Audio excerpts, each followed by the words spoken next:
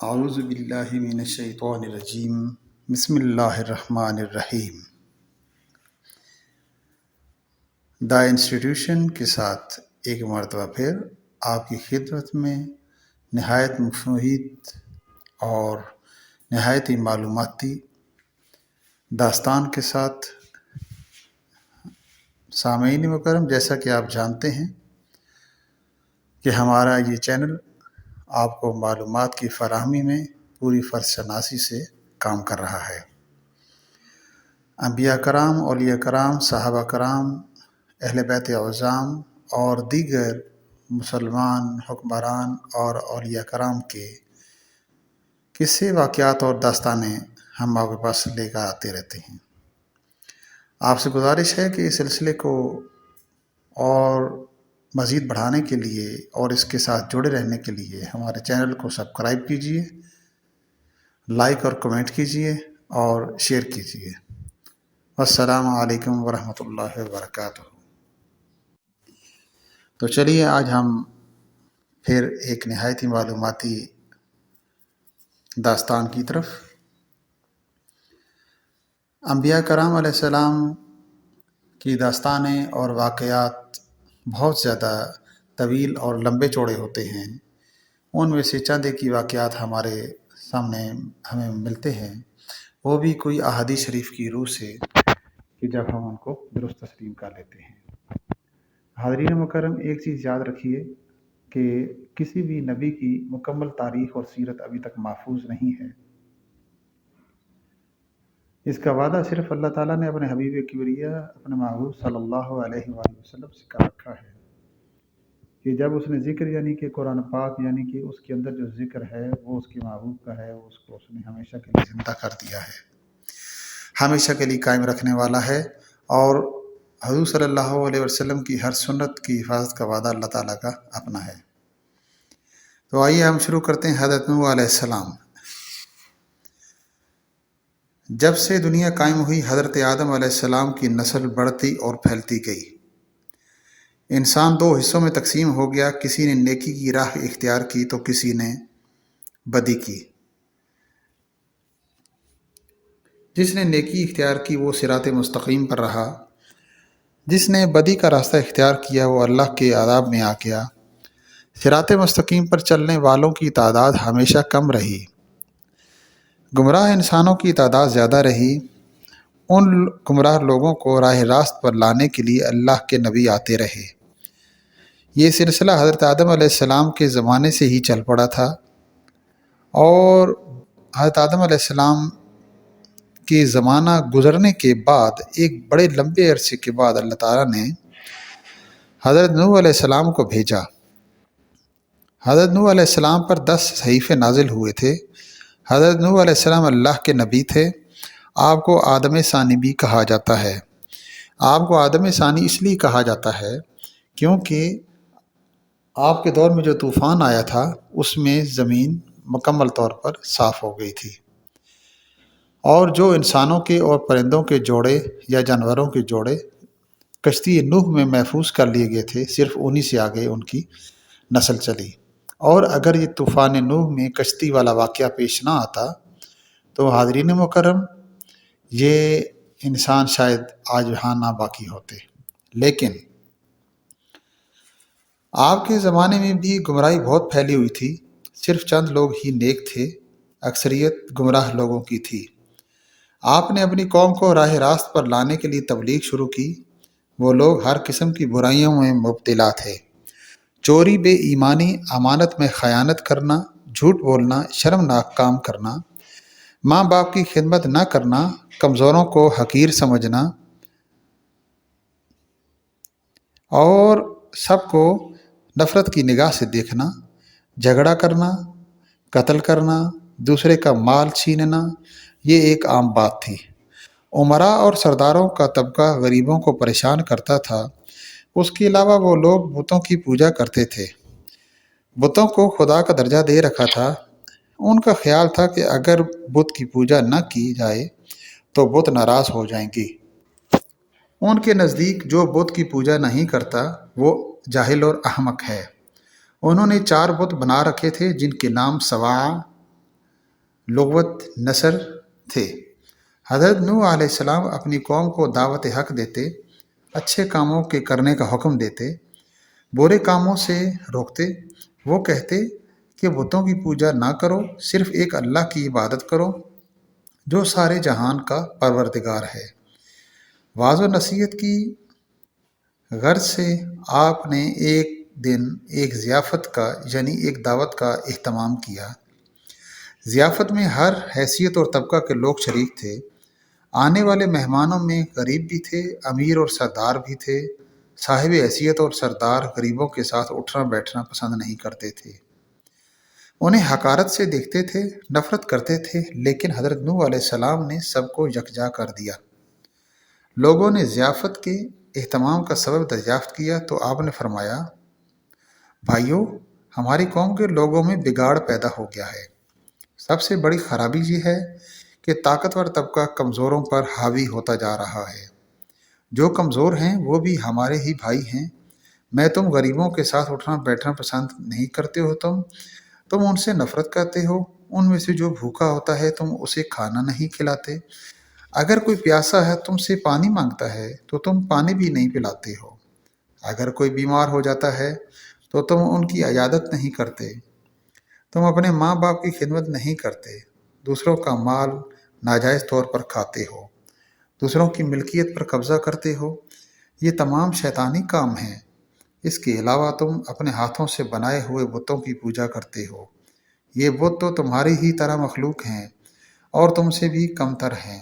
یہ کہاں کی عقل مندی ہے کہ ایک بت جو تم خود اپنے ہاتھ سے تراشتے ہو، حالانکہ اس کا پہلے وجود بھی نہیں ہوتا، وہ تو مٹی ہوتی ہے، اس کو پانی میں گوندھ کر تم اپنی مرضی سے بناتے ہو، یا کوئی پتھر یا لکڑی تراش کر اس سے تم بت بناتے ہو اور اسی سے مانگتے ہو اور اسی کے آگے جھکتے ہو۔ میں تمہیں ایک بڑے عذاب کی خبر دینے آیا ہوں۔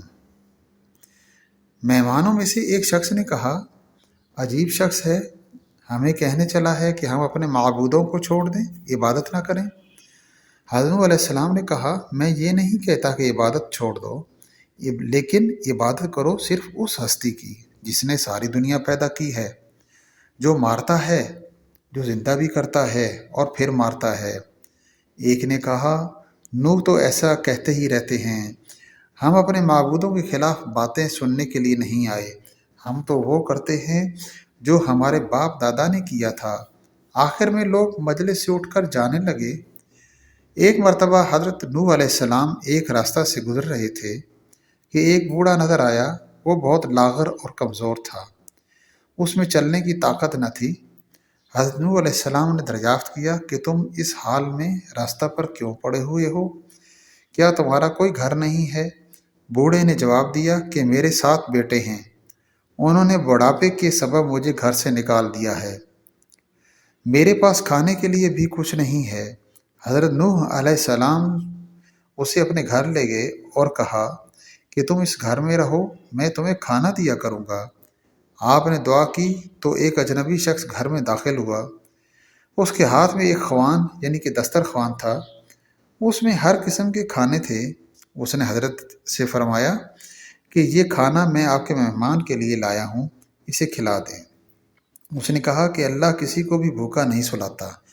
وہ بوڑھا حضرت نوح علیہ السلام پر ایمان لے آیا۔ ایک روز ہدایت کی غرض سے گھر سے باہر نکلے اور ایک بلند مقام پر کھڑے ہو گئے اور بولے، لوگو، میں نیکی کی طرف تم کو بلا رہا ہوں۔ اللہ نے مجھے نبی بنا کر بھیجا ہے تاکہ میں تم لوگوں کو ہدایت کروں۔ میرا کیا مان لو تو فائدے میں ہی رہو گے۔ تم لوگ ماں باپ کی خدمت کیا کرو، انہیں گھر سے نہ نکالو، انہیں تکلیف مت دو، ضرورت مندوں کی ضرورت پوری کرو، یتیموں بیواؤں اور محتاجوں کی مدد کرو، بیماروں کی عیادت کرو، ہر کمزور طاقتور کا محتاج ہوتا ہے۔ بات بات پر لوگوں کی جان نہ لو، ان کو تنگ مت کرو، یہ کام اللہ کو پسند نہیں ہے۔ اگر تم سب اللہ کے احکام پر عمل کرو تو وہ تمہارے لیے کثرت سے تم پر بارش بھیجے گا، مال اور اولاد میں ترقی دے گا، تمہارے لیے نہریں بہائے گا۔ حضرت نوح علیہ السلام ہر ایک شخص کے پاس جا کر ہدایت کرتے، کبھی کبھی اجتماع سے بھی خطاب کرتے۔ ایک مرتبہ ایسا بھی ہوا کہ حضرت نوح علیہ السلام ایک راستہ سے گزر رہے تھے تو کچھ لوگوں نے آپ کا راستہ روک لیا اور مارنے کے درپے ہو گئے۔ کچھ لوگوں نے پتھر بھی برسائے۔ ایک شخص آگے آیا، لوگوں سے کہا کہ تم اسے کیوں مارتے ہو؟ اس نے تمہارا کیا نقصان کیا ہے؟ تو لوگوں نے کہا، یہ ہمارے بتوں کے خلاف باتیں کرتا ہے جبکہ ہم عبادت کرتے ہیں۔ ایک اور شخص نے کہا کہ یہ کہتا ہے کہ میں نبی ہوں، اللہ نے مجھے نبی بنا کر بھیجا ہے۔ یہ تو ہم ہی جیسا انسان ہے، یہ تو کھاتا پیتا اور کام کرتا ہے، اس کے پاس دولت بھی تو نہیں ہے۔ اللہ کو اگر کسی بندے کو نبی بنانا ہوتا تو کسی سردار اور امیر آدمی کو نبی بناتا، تو یہ کیسا نبی ہے کہ جو اتنا غریب ہے اور جو مزدوری کرتا ہے، کام کاج کرتا ہے، اس کے پاس تو نہ کوئی ملکیت ہے نہ کچھ زمینیں ہیں۔ تو یہ کس طرح ہو سکتا ہے کہ اللہ تعالیٰ ایسے آدمی کو بنائے نبی کہ جس کے پاس تو کچھ بھی نہیں، نہ کوئی مقام اور مرتبہ ہے؟ اس پر حضرت نوح علیہ السلام نے جواب دیا، میرے رسول ہونے کا سب سے بڑا ثبوت یہ ہے کہ میں تمہارے ہی معاشرے کا فرد ہوں، لیکن اس کے باوجود میں تمہاری طرح بے جان بتوں کو نہیں پوجتا۔ دوسرا بڑا ثبوت یہ ہے کہ میں تم لوگوں کو نصیحت کر رہا ہوں، لیکن اس کا کوئی معاوضہ تم سے طلب نہیں کرتا۔ میرا اجر تو اللہ کے ذمے ہے، میں تو یہ کہتا ہوں کہ کسی پر ظلم نہ کرو۔ میں تو تم سب کو نیکی اور بھلائی کی طرف بلا رہا ہوں، میں تمہارا خیر خواہ ہوں۔ ان میں سے ایک نے کہا، نوح، بادشاہ یا سردار بننا چاہتے ہو تاکہ اس کی عزت ہو؟ حضرت نوح علیہ السلام نے فرمایا، تمہاری عقلوں کو کیا ہو گیا ہے کہ پتھروں کو پوج رہے ہو؟ مجھے بادشاہی نہیں چاہیے، مجھے اللہ نے اس سے بلند رتبہ عطا کیا ہوا ہے، میرا کام ہدایت کرنا ہے۔ اے قوم، اللہ کی عبادت کرو، وہی عبادت کے لائق ہے، اللہ کے سوا کوئی معبود نہیں۔ جب تم اللہ پر ایمان لاؤ گے تو تم کو برائی سے وہ دور کر دے گا اور تم برائی سے دور رہو گے۔ نہ میں بادشاہ بننا چاہتا ہوں نہ سردار، میں تو صرف نیکی کی طرف بلا رہا ہوں۔ کیا تم نہیں دیکھتے کہ اللہ نے چاند اور سورج پیدا کیے، چلنے کے لیے فرش بنایا؟ جب حضرت نوح علیہ السلام نے جب یہ باتیں کہیں تو لوگوں نے کانوں میں انگلیاں ٹھونس لیں، ایک لفظ بھی سننے کے لیے تیار نہیں ہوئے۔ ایک موقع پر حضرت نوح علیہ السلام نے اپنی قوم سے فرمایا کہ اے نادانو، یہ کیوں نہیں سمجھتے ہو؟ یہ دنیا تو ایک آزمائش کی جگہ ہے، تمہارے سامنے اچھائی اور برائی دونوں ہیں۔ اے قوم، میں تم کو آنے والے دن سے ڈراتا ہوں، اس دن کوئی کسی کے کام نہیں آئے گا۔ دیکھو، جو غریب ہیں مجھ پر ایمان لائے ہیں، لیکن تمہیں تو اپنی دولت کا غرور ہے۔ اے قوم، غریبوں کے ساتھ حسن سلوک سے پیش آؤ، بھوکوں کا خیال رکھو۔ ان میں سے ایک سردار نے غرور اور تکبر سے کہا، فرض کرو کہ ہم تمہاری بات مان لیتے ہیں، کیا تم پر ایمان لا کر غریب اور 2 ٹکے کے لوگوں کے ساتھ مل جائیں جو تمہارے ساتھ ایمان لائے ہیں؟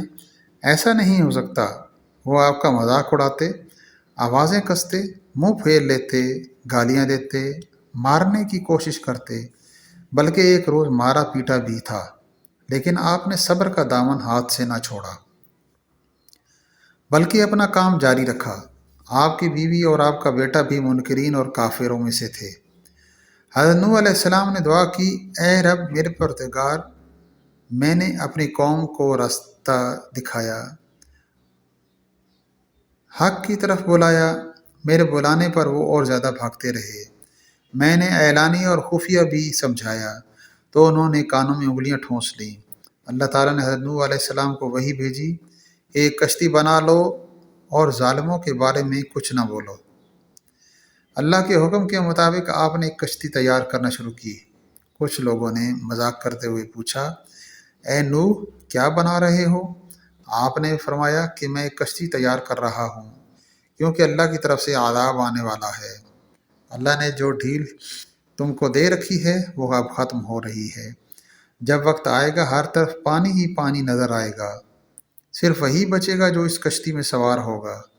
جو بت پرستی سے توبہ کرے گا، گناہوں سے معافی مانگے گا، اس کو اس کشتی میں جگہ ملے گی۔ لوگ بولے، اے نوح، زمین تو خشک ہے، ایسے کوئی آثار بھی دکھائی نہیں دیتے ہیں کہ اتنا پانی ہو جائے کہ کشتی تیرنے لگے۔ نوح کا تو دماغ ہی چل بسا ہے، نعوذ باللہ۔ حضرت نوح علیہ السلام اس قسم کی باتوں سے بالکل مایوس ہو چکے تھے اور اصلاح کی کوئی امید ہی نظر نہیں آ رہی تھی۔ جب کشتی بن کر تیار ہوئی تو لوگ کشتی میں غلاظت پھینکتے تھے۔ کشتی میں کوئی ایسی جگہ بھی نہیں بچی جہاں پر غلاظت نہ ہو۔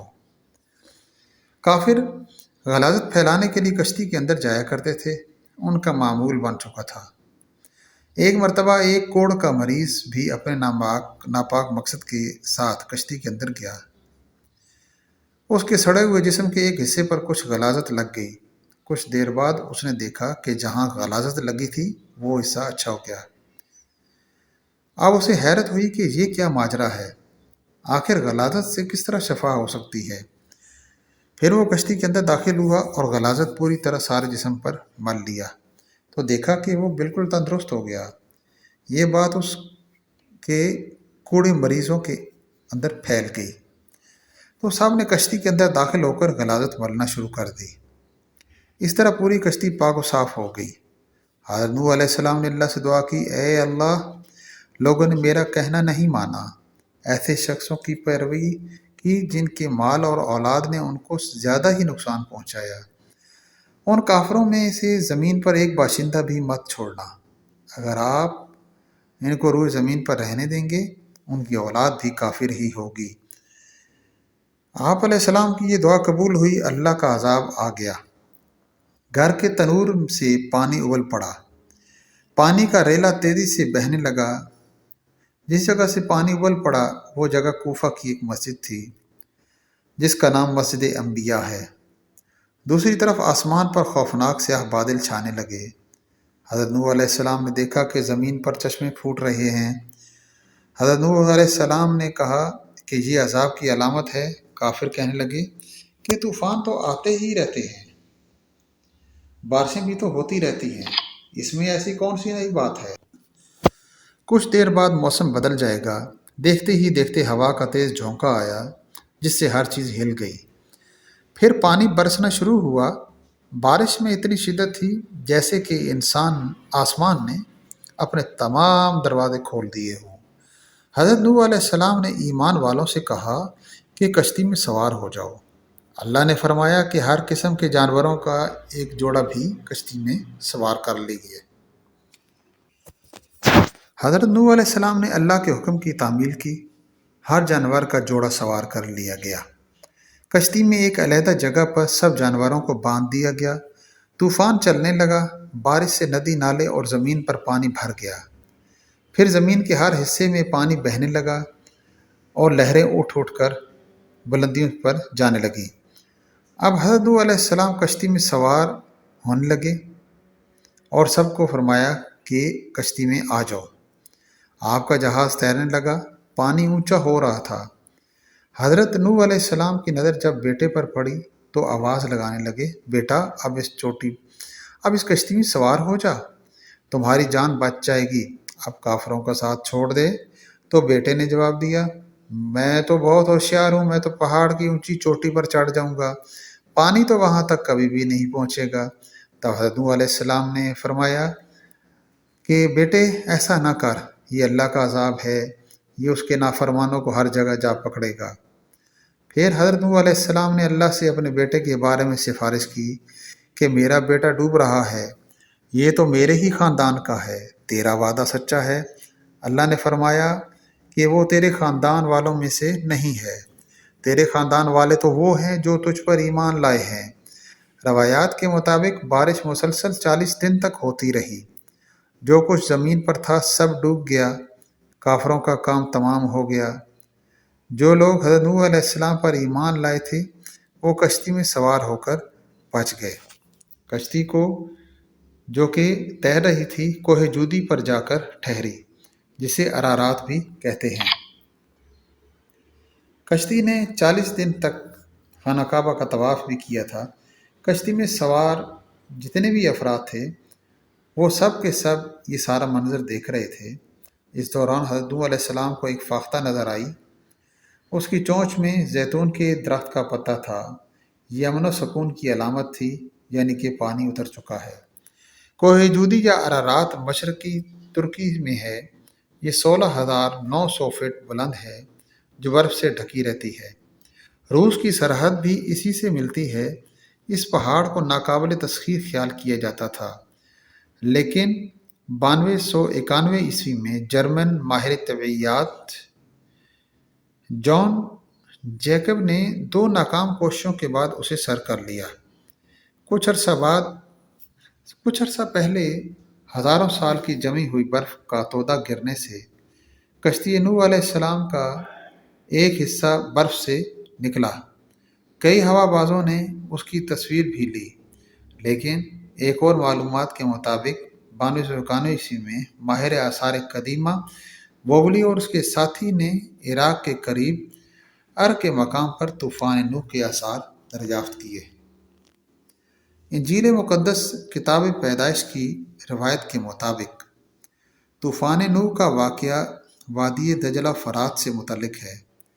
عراق میں قدیم زبانوں میں لکھے گئے کتبے دریافت ہوئے، ان میں ایک زبردست طوفان کا ذکر تفصیل سے ملتا ہے۔